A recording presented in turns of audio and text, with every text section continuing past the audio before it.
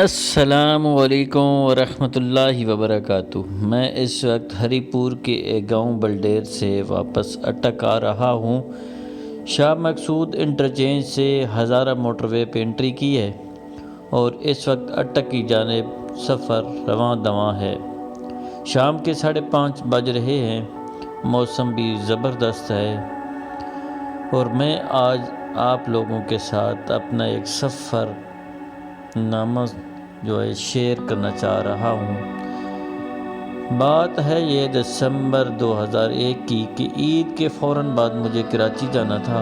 میں اپنے مقامی دندہ شاہ بلاول اڈے پر پہنچا تو معلوم ہوا کہ بسوں کی کوئی سیٹ خالی نہیں ہے، تمام بسیں پہلے سے ہی بک ہیں۔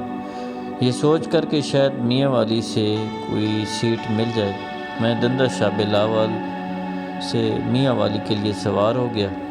ہائے زے نصیب میرے کہ میاں والی سے کراچی جانے والی بھی تمام بسیں پہلے سے ہی بک تھیں۔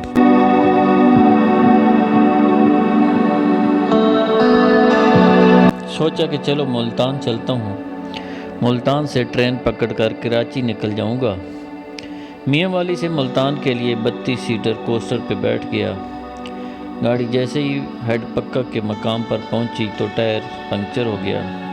گاڑی رکی تو میں بھی گاڑی سے اتر کر گاڑی کے قریب ہی روڈ پہ چہل قدمی کرنے لگا تو اچانک مجھے اپنا ایک دوست نظر آ گیا جو سروس میں بڑا بابو بن کر رہتا تھا، لیکن اس وقت اس نے پرانے کپڑے پہن رکھے تھے، پاؤں میں ربڑ کی چپل پہن رکھی تھی، ایک کاندھے پہ چادر اور دوسرے کاندھے پہ درانتی رکھی ہوئی تھی۔ میرے پوچھنے پہ اس نے بتایا کہ میں بھینسیں چرا رہا ہوں اور ساتھ بھینسوں کے لیے چارہ بھی کاٹ رہا ہوں۔ تھوڑی دیر گپ شپ ہوئی، پھر گاڑی سفر کے لیے تیار ہو گئی۔ کنڈکٹر نے آواز لگائی، تمام مسافر جلدی گاڑی میں بیٹھنے لگے۔ میں بھی گاڑی کی طرف چل پڑا، گاڑی میں بیٹھا، گاڑی پھر سفر پہ رواں دواں ہو گئی۔ رات 9 بجے گاڑی ملتان پہنچی۔ گاڑی سے اترنے کے بعد میں سیدھا ریلوے اسٹیشن پہنچا۔ معلوم کرنے پہ پتہ چلا کہ ٹرین تو رات 12 بجے کے بعد ہی آئے گی۔ تھکاوٹ کی وجہ سے میرے سر میں ہلکا درد تھا۔ میں نے سوچا کہ کھانا کھا کر سر درد کی کوئی گولی لے کر تھوڑی دیر آرام کروں تو شاید سر درد ٹھیک ہو جائے۔ میں نے اسٹیشن کے ایک ڈھابے سے ہی کھانا کھایا۔ سر درد کی وجہ سے بڑی مشکل سے آدھی روٹی ہی کھا پایا۔ پھر اسٹیشن سے ہی ایک ڈسپرین کی گولی لی اور پانی میں حل کر کے پی گیا۔ آرام کے لیے جگہ ڈھونڈی تو کلی سے پتہ چلا کہ اسٹیشن کے ساتھ ہی ایک سرائے ہے، وہاں آپ آرام کر سکتے ہیں۔ سرائے والے نے 20 روپے میں چرپائی اور بستر دیا اور میں نے سرائے والے کو کہا کہ رات 12 بجے سے 10 منٹ پہلے مجھے جگا دینا تاکہ میں ٹرین پکڑ سکوں۔ جیسے ہی میں نے رضائی کے اندر منہ ڈالا، استغفر اللہ، تو بدبو نے میرا استقبال کیا۔ نہ جانے کون اس رضائی میں سویا ہوگا۔ بہرحال کیا کرتا، مجبور تھا، سر میں درد تھا، اس لیے آرام بھی لازمی تھا، ورنہ سارا سفر بوریت میں ہی گزرتا۔ میں نے منہ پہ اپنی چادر لپیٹی اور رضائی لپیٹ کر سو گیا۔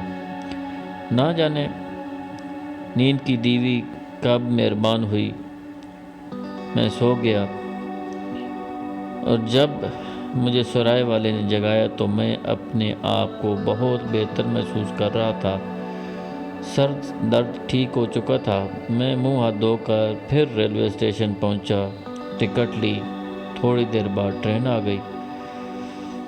میں ایک ڈبے میں سوار ہو گیا۔ تھوڑی سی تگ و دو کے بعد مجھے ایک خالی برتھ مل گئی۔ میں برتھ پہ چڑھ کر لیٹ گیا، لیکن بھوک کی وجہ سے نیند ہی نہیں آ رہی تھی۔ ہر طرف لوگ سو رہے تھے، کوئی اونگ رہا تھا، کوئی سیٹ کے ادھر پڑا تھا، کوئی ادھر پڑا تھا۔ عجیب حالت تھی ٹرین کی۔ اب ٹرین میں کچھ کھانے کو تو تھا ہی نہیں۔ میں نے کوشش کی کہ شاید نیند آ جائے، پر خالی پیٹ نیند کہاں آتی ہے۔ اچانک مجھے یاد آیا کہ میرے بیگ میں ابلے ہوئے انڈے پڑے ہیں۔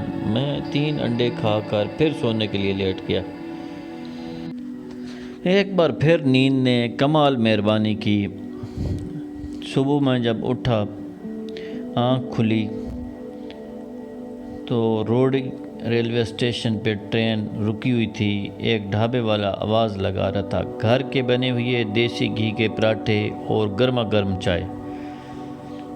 چونکہ سندھ اور پنجاب کے موسم میں کافی فرق ہوتا ہے، تو ہلکی ہلکی سردی میں گرم چائے کے ساتھ پراٹھے مجھے بڑے مزے کے لگ رہے تھے۔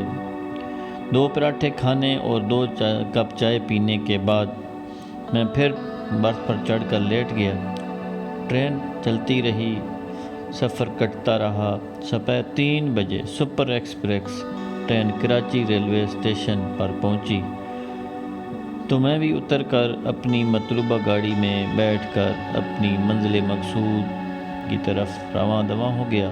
شام گئے میں اپنی منزل مقصود پر پہنچا۔ ناظرین، یہ میرے سفر کی کل رودات تھی جو میں نے آپ دوستوں کے ساتھ شیئر کی۔ میرا زیادہ تر سفر کٹ چکا ہے، چھچ انٹرچینج آنے والا ہے، سورج غروب ہونے کو ہے، سورج کی روشنی بھی زرتی مائل ہو چکی ہے، ایک بڑا خوبصورت منظر ہے۔ اسی کے ساتھ اجازت چاہوں گا، انشاءاللہ پھر ملیں گے کسی نئے مقام پہ ایک نئی ویڈیو کے ساتھ۔ اپنا ڈھیر سارا خیال رکھیے گا۔ بہت شکریہ۔ اللہ حافظ۔